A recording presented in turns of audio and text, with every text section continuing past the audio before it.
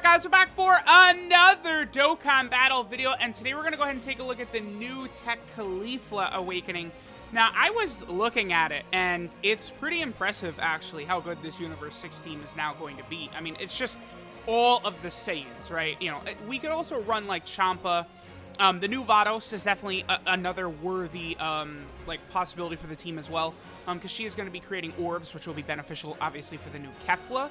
But like, here's the thing. Okay, I'm still gonna do a video on Kefla's new category, the rapid growth category, which is, you know, they didn't do a good job with it. You know, let me just get that out in the open, right? They did a pretty piss poor job with the rapid growth category. What else is new, right? They're bad. They have no idea what they're doing. Oh, this is perfect. Yeah, because I want Kale to float off. But here's the thing, right? So, despite the fact that the rapid growth category is ass. Well, ass in that character say left off. I didn't actually examine it to see like how good the category is going to be like legitimately. Oh, wow. 2.88? Okay. Well, we're going to get another look at Kefla, by the way, here. Dude, she is good. Wow, man, Kefla is very strong. That's very high right there.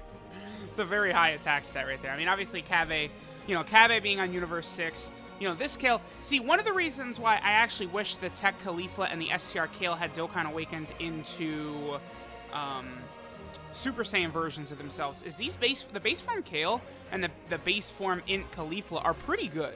So, like, I actually did want them to sort of be, you know, around, but, you know, it's unfortunate. Now, remember that TEQ CAULIFLA right here? She does have a 100% chance to dodge against Pure Saiyans and Universal Survival Arc enemies, so we're not going to see her get touched even one time throughout this video. Now, here's what's interesting, right? So, she gets an 8% chance to dodge per Universe 6 or Peppy Gal category ally. So, real quick, I just want to calculate, actually, what percent chance Caulifla has to dodge on this team, even if it was not a 100% chance because we're fighting this Saiyan, right? Oh, yep, here we go. I mean, Kave and Kefla, it's such a ridiculous combo. And here's the thing. Kave, did he super last turn? I'm not sure. But, like, so, start of turn, Kave has 100k defense. Keep in mind that Kave gets 20% attack and defense per orb. So we're just going to go ahead and do this, and his defense is going to skyrocket. Then he raises attack and defense as well on super attack. So this is a legitimate rotation you can run on many different teams, right? It's not like it's like, oh, okay, so just on Universe 6, you know, you run Kefla and Kave and we're good. No. That's not the way it's going to work, right? Because you could run them on Universal Survival Arc, you could run them on Universe 6, you could run them on Super Saiyans. You have a lot of different teams where that is going to be a legitimate rotation. Again, Kefla's going to do a ridiculous attack stat right here. I do want to forewarn everyone. There's that dodging kicking in because of the orbs. 4.5? Alright. Okay. So, upon seeing her more and more now, by the way, her 50% chance to dodge, it's like Majin Vegeta and Super Saiyan 3 Goku, where that kicks in the second she gets the orbs. Kefla, I don't think, needs to attack to get the dodge chance. I think as soon as she gets the orbs, the dodge chance activates. Majin Vegeta and Super Saiyan 3 Goku are like that as well. I did mention that earlier, that it seemed like Kefla was a better version of them to me. That's what she seems like. She's a better version of Super Saiyan 3 Goku and Majin Vegeta. But what I'm seeing right now, I'm actually tempted to just go ahead and give Kefla potentially just only right behind Cooler. She is looking very impressive. Okay, so what is Caulifla's defense? Is 100k right there. So now that we have a Kale on rotation, Caulifla has a guaranteed additional that has a medium chance of being a super. Looks like that chance is a 25% chance. Plus, she is stacking attack and defense. Okay, now, real quick, let me take a look here. Okay, so she's getting, let's see, 16 from Kale, and then she's getting 16 from herself. So that she has a 32... Okay, wait a minute. Just from this rotation alone, Caulifla has a 48% chance to dodge. Then we get to Kefla, who is on both, and then that's another 16. And then the other Kefla is another 16. And then Kave and Champa are 8 apiece. So that's what. So, okay, wait a minute. So Caulifla, with this team build right here, has a 96% chance to dodge. Even if we weren't fighting a Universal Survival Arc opponent or a Pure Saiyan opponent. This TEQ CAULIFLA has a 96% chance to dodge. If I replaced Kabe or Champa, definitely Champa would be the one to replace, right? Replace Champa with, say, TUR Kale and Caulifla, or, you know, the Super Saiyan 2 Kale, or even the AGL Super Saiyan 2 Caulifla, who's going to get her EZA next week. This Caulifla would have a 100% chance to dodge on this team, even despite the fact that if we were not fighting a Pure Saiyan or a Universal Survival Arc enemy. So, I mean, to say that they made these units busted, I almost feel like doesn't really describe it properly. Like, Vados having the stacking attack and defensive support buffs is crazy, right? But, you know, she's super good, right? Like, I'm not going to go like, oh, you know, Vados, top 5, top 10, no craziness like that. I think Vados is very, very good. They made Vados very good. But this TEQ CAULIFLA, and then we're going to look at STR Kale next, and STR Kefla, I mean, they're built different. I mean, we're seeing it with Kefla, right? And the other thing, too, about oh. Wait a minute. So, it's very difficult to set this up. It's not often that you're going to have Super Saiyan 2 Kefla with a Super Saiyan 1 Kefla, right? That's not a common occurrence. But we could do this rotation. I mean, this could be... I might make this a separate video itself. I'm actually going to use this opportunity, you know, while we're sucking off TEQ CAULIFLA in the middle of this video, let's get more looks at Kefla here. So I'm going to activate her active skill. What this does is it makes Kefla super effective against all types. So, you know, when you use Kefla's active skill, I'm going to tell y'all right now, she becomes semi-comparable to LR Blue Gogeta. Now, I know that's...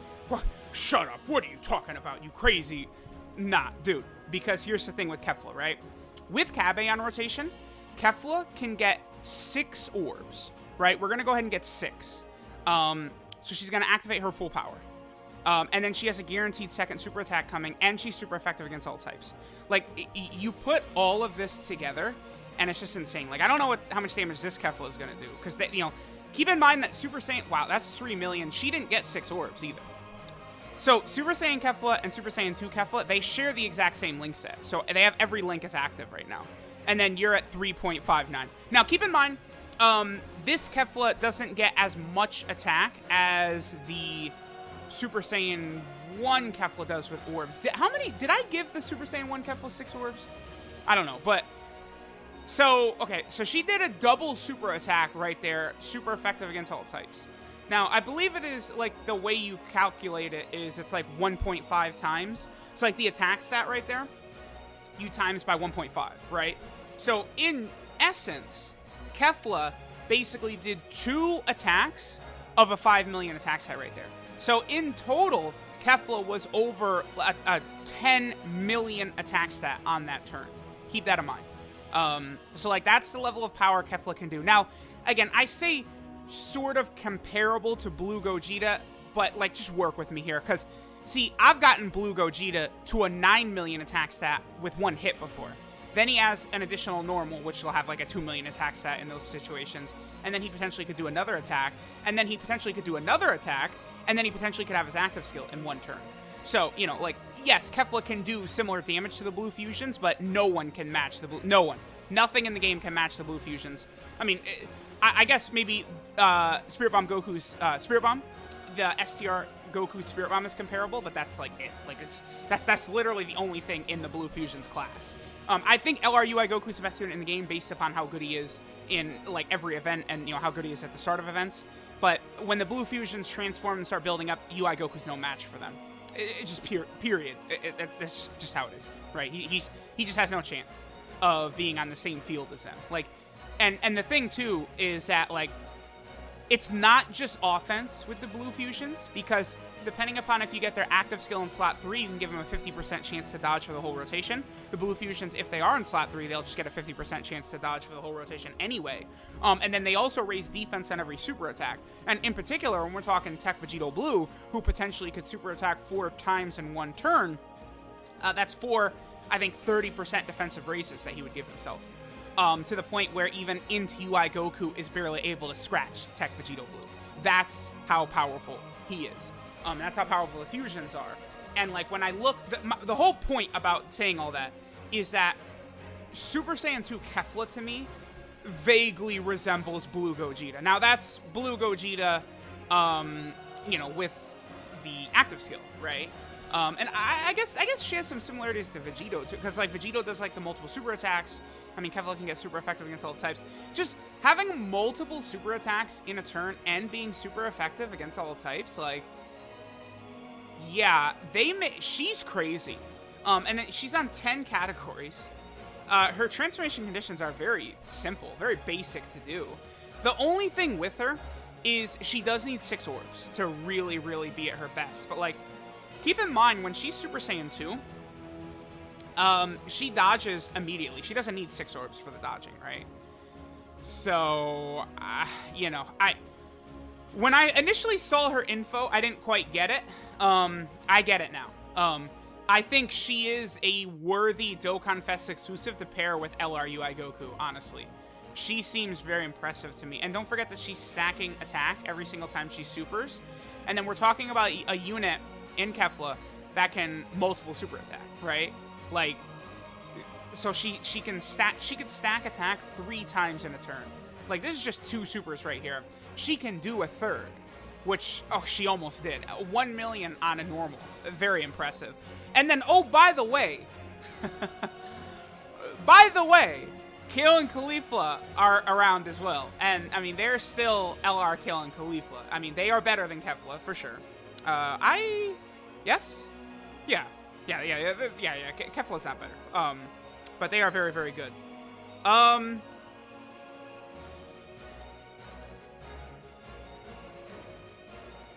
Okay.